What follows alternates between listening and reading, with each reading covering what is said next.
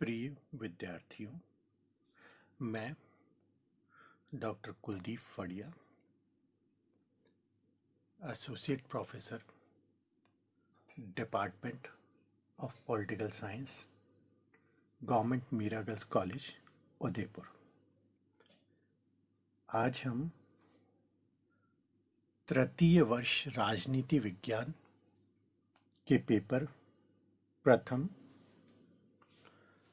के अंतर्गत अरस्तू का अध्ययन करेंगे और अरस्तू के अध्याय के अंतर्गत हम उनके द्वारा प्रस्तुत किया गया राज्यों का वर्गीकरण देखेंगे। अरस्तू ने राज्यों का वर्गीकरण जो किया था वह वास्तव में आज के समय में जिस रूप में हम देखते हैं वह संविधानों का वर्गीकरण है। अरस्तू के मतानुसार राज्य और संविधान में कोई मूलभूत अंतर नहीं था। जिस रूप में उन्होंने राज्यों की चर्चा की है वही स्वरूप संविधानों का भी। अपने ग्रंथ पॉलिटिक्स में अरस्तू ने राज्य की उत्पत्ति, स्वरूप तथा लक्ष्य के संबंध में विस्तृत चर्चा करते हुए कहा है कि मनुष्य एक सामाजिक तथा राजनीतिक प्राणी है। Man is a social and political animal. अरस्तू के मतानुसार मनुष्य का अस्तित्व और विकास राज्य में ही संभव है। तात्कालीन यूनान के सोफिस्टों का मानना था कि राज्य मनुष्य निर्मित कृत्रिम संस्था है, परंतु अरस्तू सोफिस्टों के इस विचार का खंडन करते हुए राज्य को एक ऐसी स्वाभाविक संस्था मानते हैं जो एक ऐतिहासिक विकास का परिणाम है। अरस्तू राज्य को एक सावयव संगठन मानता है और व्यक्ति को उसकी एक इकाई मानता है जिसको राज्य से अलग नहीं किया जा सकता। वास्तव में अरस्तू ने व्यक्ति को ही राज्य में मिला दिया था। अरस्तू के अनुसार व्यक्ति बहुत तर्कशील प्राणी है। वह अच्छे बुरे का भेद करने में सक्षम रहता है, इसलिए वह एक नैतिक प्राणी के रूप में जीवन व्यतीत करने के लिए सामुदायिक जीवन जीता है और इसका क्रमिक विकास राज्य के अंतर्गत ही हो सकता है और इसी स्वरूप में राज्य का जन्म हो जाता है। वह यूनानी प्रजाति को विवेक का प्रतिबिंब मानकर उसे सर्वश्रेष्ठ मानता है और अन्य जातियों को, अन्य लोगों को लगभग असभ्य मानते हुए उनसे घृणा भी करता है। अरस्तू नगर राज्य यूनान की लोगों की विवेकशीलता के अंतर्गत सर्वोच्च स्थान देता है। अरस्तू राज्य की उत्पत्ति के सामाजिक समझौता सिद्धांत या देवीय उत्पत्ति सिद्धांत का खंडन करते हुए राज्य की उत्पत्ति को मानवीय विवेक का परिणाम मानकर चलता है। अरस्तू के लिए संविधान राज्य के पदों की एक व्यवस्था है जिसमें वह निर्धारित होता है कि कौन सा पद और विशेषकर सर्वोच्च पद किसे प्राप्त होता है। अरस्तू के अनुसार संविधान नागरिकों की एक व्यवस्था है और वह जीवन की एक विधि भी है जो न्यून या अधिक रूप में, न्यूनाधिक अंश में राज्य के बाहरी संगठन को आदेश देती है। अरस्तू के मतानुसार राज्य और संविधान में कोई अंतर नहीं होता क्योंकि संविधान का परिवर्तन वास्तव में राज्य का ही परिवर्तन है। अरस्तू राज्य और शासन में भेद करता है। राज्य नागरिकों का वह समूह है जो उसकी सीमा में निवास करते हैं। शासन नागरिकों के उस वर्ग को कहते हैं जो राज्य में व्यवस्था और नियंत्रण स्थापित रखता है। कुछ विचारकों का मानना है कि अरस्तु अपने समय में 158 राज्यों या संविधानों का अध्ययन करके जो परिणाम उन्होंने निकाले, उन्हीं के आधार पर संविधान को उन्होंने वर्गीकृत किया है। अर्थात ये कहा गया है कि अरस्तु ने अपना राज्यों या संविधान का जो वर्गीकरण किया है, वह अपने वास्तविक अध्ययन के आधार पर किया है, यथार्थवादी अध्ययन के आधार पर किया है, जिसमें उन्होंने 158 राज्यों के संविधानों का अध्ययन किया और जो परिणाम उनके सामने आए, उन्हीं परिणामों के आधार पर उन्होंने राज्य के का वर्गीकरण करते हुए राज्य की व्याख्या की है।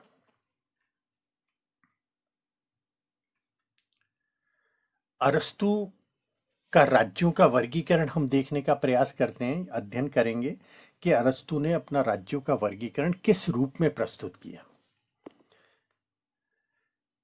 अरस्तु ने प्लेटो की जो रचना थी द स्टेट्समैन, उसमें बताए गए वर्गीकरण को ही अपने वर्गीकरण का आधार बनाया है। अरस्तु के अनुसार राज्य का आधार संविधान है, अर्थात संविधान के स्वरूप से ही राज्य का स्वरूप निर्धारित होता है। अरस्तु राज्य, संविधान व दल को एक ही मानता है और उसके अनुसार यदि किसी राज्य के संविधान में परिवर्तन कर दिया जाता है तो उस राज्य में भी परिवर्तन हो जाता है। संविधान के प्रति उनका दृष्टिकोण आधुनिक दृष्टिकोण की अपेक्षा अधिक व्यापक है। अरस्तु ने संविधान के बारे में बात करते हुए यहां तक कहा है कि संविधान राज्य के पदों की वह व्यवस्था है जिसमें यह निर्धारित किया जाता है कि राज्य का कौन सा पद, विशेषकर सर्वोच्च पद, किसे मिले। निरंकुश तंत्र एक प्रकार का राजतंत्र ही है जिसके सामने केवल राजा का ही हित होता है, अर्थात सर्वोच्च व्यक्ति का हित होता है। गुट तंत्र में या धनिक तंत्र में केवल धनी व्यक्तियों का हित होता है और कुलीन तंत्र या अतिवादी लोकतंत्रों में केवल जरूरतमंदों का। इनमें से किसी में भी सबका सामान्य रूप से हित संभव नहीं होता। अरस्तु राज्य को 6 वर्गों में बांटता है और जिसके 2 आधार अरस्तु के द्वारा स्थापित किए गए। आधार है राज्य के उद्देश्य के आधार पर अरस्तु ने राज्यों की 2 श्रेणियां निर्मित की हैं। उद्देश्य के आधार पर पहला आधार जो कहते हैं अरस्तु ने दिया, जिसको कहा गया उद्देश्यात्मक आधार, अर्थात उद्देश्य के आधार पर राज्य की श्रेणी किस प्रकार की है और हर उद्देश्य के आधार पर उन्होंने राज्य को 2 श्रेणियों में विभक्त किया है। दूसरा आधार अरस्तु के आधार पर, अरस्तु की मान्यता के अनुसार है शासकों की संख्या के आधार पर, जिसमें प्रत्येक श्रेणी के 3 स्वरूप बताए गए हैं। संख्यात्मक आधार, जिसका मूल रूप से पालन इस रूप में होता है कि शासन करने वाले व्यक्ति कितने हैं या शासन कितने व्यक्तियों के हाथ में दिखाई देता है। अरस्तु के वर्गीकरण के आधार और उनके उद्देश्यों पर हम लोग चर्चा करेंगे और यहां हम लोग बता सकते हैं कि वर्गीकरण के जो आधार हैं, जिसमें शासकों की संख्या या उनके वर्गीय चरित्र के आधार पर 3 प्रकार के शासन की व्यवस्था अरस्तु के द्वारा अपने वर्गीकरण में की गई है, जिसमें पहला है एक तंत्रात्मक व्यवस्था, जिसमें शासन एक व्यक्ति का होता है, अर्थात एक व्यक्ति का ऐसा शासन जो समूचे शासन का केंद्र हो, जिसके पास शासन की समस्त शक्तियां निहित हो, उसे एक तंत्रात्मक व्यवस्था के रूप में अरस्तू ने अपने वर्गीकरण में स्थान दिया है। दूसरा आधार अरस्तू के द्वारा बताया गया है अल्पतंत्र, अर्थात शासन एक व्यक्ति का न होकर शासन कुछ व्यक्तियों का हो। इसको इस रूप में भी ले सकते हैं कि शासन में कुछ व्यक्ति इस प्रकार से होते हैं कि वे मिलकर शासन करते हैं। वो एक समूह हो सकता है जो कि जातिगत आधार पर जुड़ा हुआ हो, वह एक ऐसा समूह हो सकता है जो हो, परंतु शासन एक व्यक्ति का नहीं होता बल्कि कुछ व्यक्तियों तक सिमट कर रह जाता है और उन्हीं व्यक्तियों के आधार पर शासन में केंद्रीय भूमिका का निर्वाह किया जाता है। तीसरा आधार अरस्तू के द्वारा बताया गया बहुतंत्र। बहुतंत्र का अर्थ उन्होंने लिया जहां शासन बहुमत के आधार पर हो, अर्थात शासन सामान्य जन का हो, जिसमें एक व्यक्ति या कुछ अल्प व्यक्ति शासन में न हो बल्कि सामान्य जन के आधार पर शासन का संचालन किया जाए। शासन का दूसरा आधार जो अरस्तू ने अपने यहां स्पष्ट किया वह है उद्देश्य के आधार पर निर्मित व्यवस्था, जिसके उन्होंने दो प्रकार बताए हैं, जिनमें से पहला है सामान्य या विशुद्ध राज्य, जिसमें संपूर्ण जनता के हित में शासन होता है।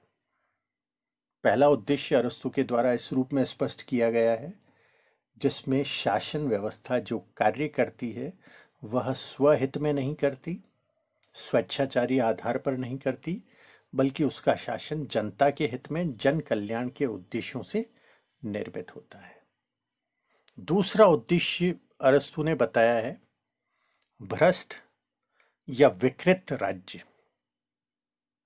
अरस्तू के अनुसार जब शासन के स्वरूप में परिवर्तन आता है, उसका एक स्वरूप बदलकर भ्रष्ट हो जाता है, जो किसी भी रूप में भ्रष्ट हो जाता है, वह जन कल्याण में जनता के हितों में काम नहीं कर पाता।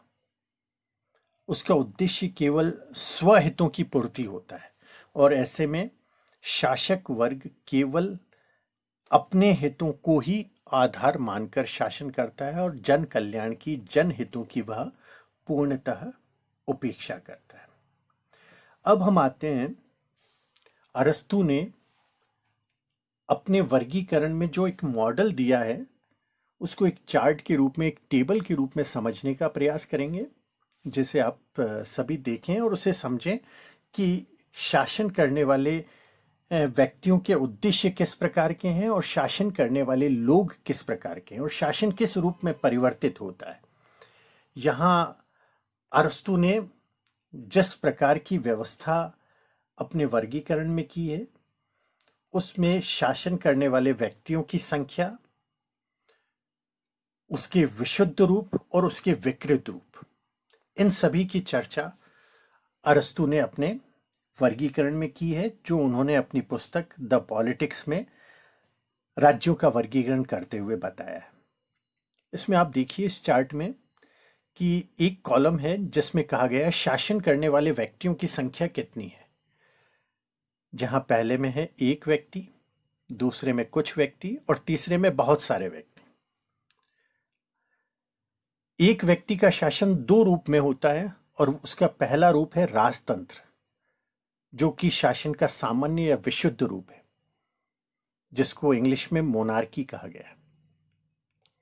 यह सामान्य जनता के हित में काम करता है। एक ऐसा राजा होता है जो जनता के हितों को देखते हुए काम करता है, जो स्वहितों की बजाय जनता के हितों को अधिक महत्व देता है और जनता उसके राज्य में बहुत संतुष्ट होती है। लेकिन अरस्तू के अनुसार धीरे धीरे यह स्वरूप बदल जाता है, इसमें परिवर्तन आता है और परिवर्तन होते होते वह एक नए प्रकार की व्यवस्था में बदल जाता है, जिसे हम कह सकते हैं निरंकुश तंत्र या आतताई तंत्र, टेरनी, जिसमें शासन तो एक ही व्यक्ति का होता है लेकिन वह शासन इस प्रकार का होता है कि वह व्यक्ति सामान्य जन हितों के आधार पर शासन न करके या प्रजा हित में शासन न करके स्वयं अपने हितों के आधार पर शासन करता है। वह जनता पर अत्याचार करता है, प्रहार करता है, निरंकुशता दर्शाता है और केवल स्वहितों के आधार पर वह शासन होता है जिसका विवेक जनता के अनुकूल न होकर स्वहितों को पूरा करना होता है, जिसे हम लोग स्वेच्छाचारी शासन भी कह सकते हैं। अरस्तु के अनुसार शासन में यहां भी एक परिवर्तन आता है, जहां कुछ व्यक्ति शासन में शासन करने लग जाते हैं, जिसका पहला आधार शुद्ध रूप उन्होंने बताया है कुलीन तंत्र या अभिजात्य तंत्र। शासन का एक अभिजात्य वर्ग खड़ा हो जाता है जो शासन तो करता है और उसका उद्देश्य होता है सामान्य हित पूरे करना। ऐसी स्थिति में वह जनता के हितों के अनुकूल कुछ वर्गों का शासन निर्मित होता है, लेकिन धीरे धीरे वह परिवर्तित होकर धनिक तंत्र में बदल जाता है। धनिक तंत्र या वर्ग तंत्र का अर्थ है ओलिगार्की, जिसमें शासन कुछ व्यक्तियों का होता है, लेकिन वे स्वहित में, अपने समूह के हित में, एक वर्ग के हित में, एक जातीय हित के पक्ष में काम करते हैं और सामान्य जन की उपेक्षा करने लग जाते हैं। तीसरा और महत्वपूर्ण कारक है बहुत से व्यक्ति, जिसमें पहला स्वरूप उन्होंने बताया है प्रजातंत्र, जो जनता के द्वारा चुने जाते हैं और जनहितों में काम करते हैं, जिनका उद्देश्य प्रजा के हित में काम करना होता है। प्रजा के हितों के अनुकूल वे कार्य करते हुए जन कल्याणकारी कार्यों को सर्वोच्च प्राथमिकता देते हैं। लेकिन धीरे धीरे यह स्वरूप परिवर्तित हो जाता है और अरस्तु के अनुसार वह जनतंत्र, जिसे उसने नाम दिया डेमोक्रेसी, और भीड़ तंत्र में बदल जाता है, जहां शासन विवेक का नहीं होता, सामान्य हितों का नहीं होता, बल्कि एक भीड़ का होता है जो समूह के रूप में काम करती है और अनुचित निर्णय लेती है और उन अनुचित निर्णयों को शासन का आधार बना लिया जाता है। तो यह संपूर्ण वर्गीकरण राज्य का अरस्तु के द्वारा प्रस्तुत किया गया, जो कि एक पहला वर्गीकरण था जिसने राजनीति विज्ञान में एक आधार प्रस्तुत किया, जिसमें उन्होंने हर प्रकार की शासन व्यवस्था को इसमें निरूपित किया, उसके पक्ष और विपक्षी आधार बताया और ये भी बताने का प्रयास किया कि एक शासन का एक स्वरूप किस प्रकार बनता है और किस प्रकार वो एक विकृत शासन में परिवर्तित हो जाता है।